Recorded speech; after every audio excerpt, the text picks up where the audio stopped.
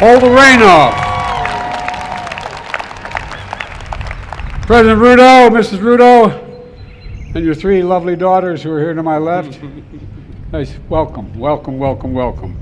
And all the distinguished guests, on behalf of myself and Jill, Vice President and Second Gentleman, and the American people, it's an honor to welcome you to the White House to celebrate 60 years of partnership between Kenya and the United States. At the stroke of midnight, that's worth applause. At the stroke of midnight on December 12, 1963, the world changed. Many Americans and many people around the world watched with great hope and great anticipation as hundreds of thousands of Kenyans came together, raised a new flag, declared their freedom, and gave life to a new nation. Ladies and gentlemen, that new democracy is endearing and enduring. It was a moment that forever connected our two nations. For while we may have been divided by distance, we were united by the same democratic values. I saw this during my first trip to Kenya as a young senator at the height of the Cold War, and watched our governments stand as one and prevail against communism.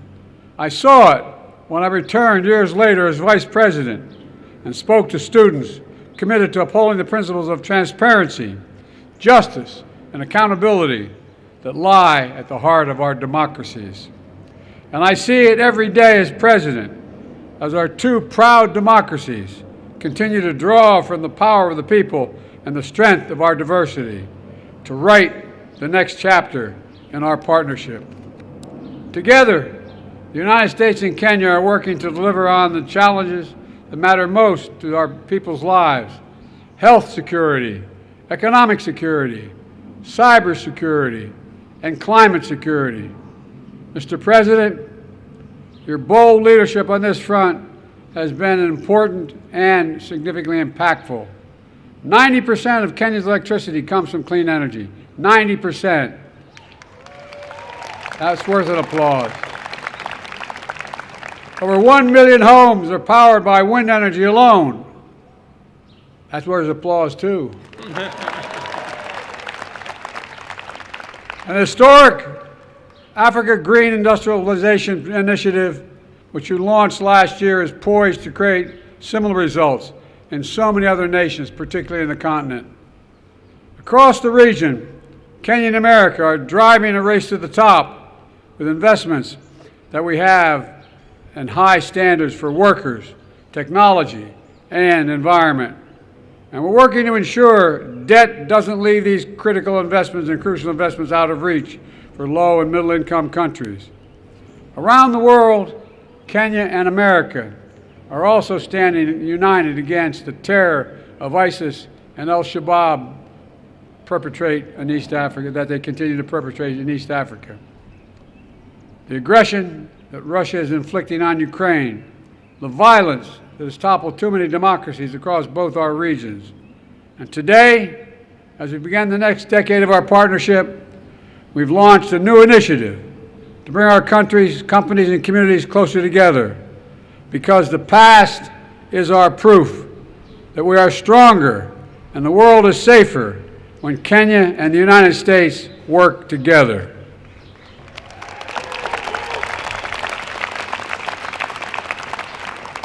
Let me close with this. We stand at an inflection point in history where the decisions we make now will determine the course of our future for decades to come.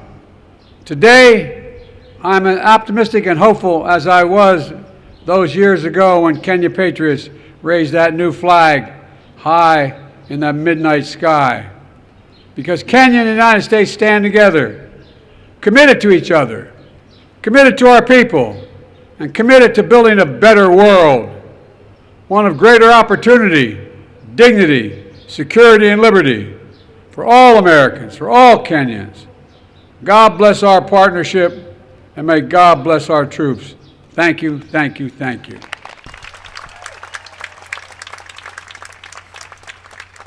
Distinguished guests, the President